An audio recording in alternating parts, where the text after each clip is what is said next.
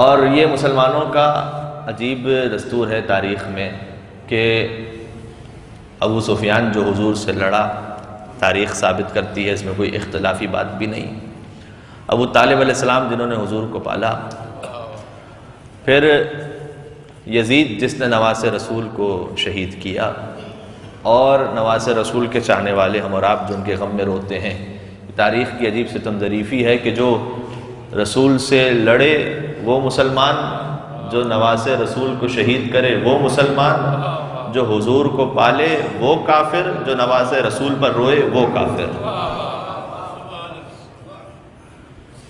لہذا اس میں اتنا پریشان ہونے کی اس لیے ضرورت نہیں ہے کہ یہ بھی واضح بات ہے کہ جب علی کے باپ کے ایمان پر بات ہوگی تو پھر ہر ایک کے باپ کے ایمان پر بات ہوگی۔ لہذا یہ موضوع بہت حد تک بیان ہو چکا ہے، میں تھوڑا سا اس سے اور مزید آگے جانے کی کوشش کروں گا کہ اگر عصمت ابو طالب علیہ السلام پہ بات ہو، علامہ مجلسی نے بحار الانوار میں کئی روایتیں لکھی ہیں، اور انہوں نے لکھا ہے کہ مولا باب الحوائج امام موسی کاظم علیہ السلام نے ارشاد فرمایا ہے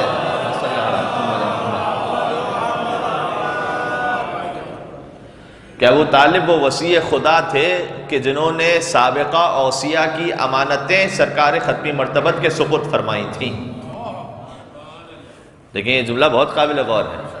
علامہ مجلسی کیا لکھ رہے ہیں؟ کہہ رہے ہیں کہ باب الحوائج امام موسی کاظم علیہ السلام کے حوالے سے، کیونکہ ایمان ابو طالب پر جب بات ہوگی تو پھر غیروں سے بات کریں گے، لیکن جب عصمت ابو طالب پر بات ہوگی کہ وہ حجت خدا تھے تو پھر اپنی روایات سے جب دلیل بیان کی جائے گی تو پھر اصل مقام ابو طالب علیہ السلام واضح ہو جائے گا۔ کہ غور فرمائیے گا، ساتویں امام نے فرمایا کہ وہ وصی تھے کہ جنہوں نے سابقہ اوصیاء کی امانتیں سرکار ختمی مرتبت تک پہنچائیں، اور علامہ مجلسی یہ لکھتے ہیں کہ یہ امانتیں جن کا امام نے ذکر فرمایا ہے، ایک تو ساری سابقہ آسمانی کتابیں جو مختلف انبیاء پر نازل ہوئی تھیں وہ ابو طالب علیہ السلام کے پاس موجود تھیں۔ دوسرا حضرت موسیٰ کا وہ عصا کہ جس کے صدقے میں حضرت موسیٰ کے تمام معجزات ظاہر ہوئے تھے، اور تیسرا وہ انگشتری کہ جس کے صدقے میں سلیمان کو حکومت عطا ہوئی تھی۔ یہ تمام چیزیں ابو طالب کے ذریعے اور وسیلے سے سرکار ختمی مرتبت کی خدمت میں پہنچی تھیں۔ صلوات پر محمد و آل محمد۔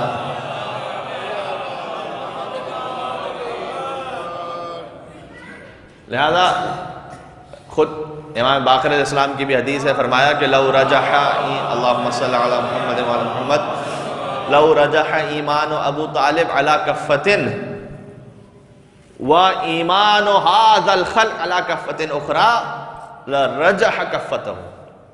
امام نے فرمایا کہ اگر قیامت کے دن جب یہ موقع پیش آ جائے کہ ابو طالب کے ایمان کو ترازو کے ایک طرف رکھا جائے اور ساری انسانیت جس نے کبھی لا الہ الا اللہ محمد رسول اللہ کا کلمہ پڑھا ہے ان سب کے ایمان کو ملا کر ترازو کے دوسری جانب رکھا جائے تو لرجح ایمانہ و کفتہ، ابو طالب کا ایمان ان سب پہ غالب آ جائے گا۔ کیوں بھلا عقل سے الزام پہ حیران نہیں کہ کل ایمان کا پدر صاحب ایمان نہیں، اور اگر محسن بانی اسلام اگر کافر ہے پھر تو اس دہر پہ کوئی بھی مسلمان نہیں،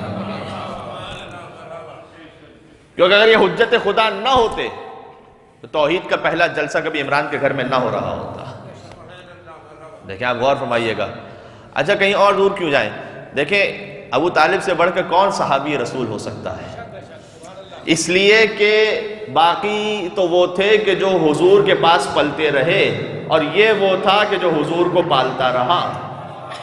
اور صحیح بخاری کی جلد نمبر 3 حدیث نمبر 280 اس میں حدیث لکھی ہوئی ہے، جلد نمبر 3 حدیث نمبر 280 حدیث یہ لکھی ہوئی ہے کہ حضور نے فرمایا کہ جو کسی ایک یتیم کو پالے وہ جنت میں میرے ساتھ ایسے ہوگا، اور حضور نے اپنی انگشت مبارک سے اشارہ کر کے بتایا کہ وہ جنت میں میرے ساتھ ایسے ہوگا۔ غور کرنے کی بات یہ ہے کہ جو کسی یتیم کو پالے وہ حضور کے ساتھ ایسے ہو جائے، اور جو اسی یتیم کو پالے، صلوات بر محمد و آل محمد۔ جناب امیر کا جملہ ہے کہ اِنَّا نُورَهُ مِن نُورِنَا، کہ میرے بابا ابو طالب کا نور ہمارے نور سے تھا. وَخَلَقَ اللَّهُ نُورَهُ قَبْلَ خَلْقِ آدم بِأَلْفِ عام، آدم کا نور جب خلق ہوا تھا، پتلا آدم جب خاک سے خلق ہوئے، کہ ابو طالب کا نور آدم سے 2000 سال پہلے پروردگار نے عرش پہ خلق فرمایا تھا. یہ امیر المومنین کا جملہ ہے. لہذا میں نے پہلی جو جملہ کہا تھا گفتگو کی پہلی ابتدا میں، وہ آخر میں دہرا دوں کہ ایمان ابو طالب پر بات کرنا اصل توہین ابو طالب علیہ السلام ہے.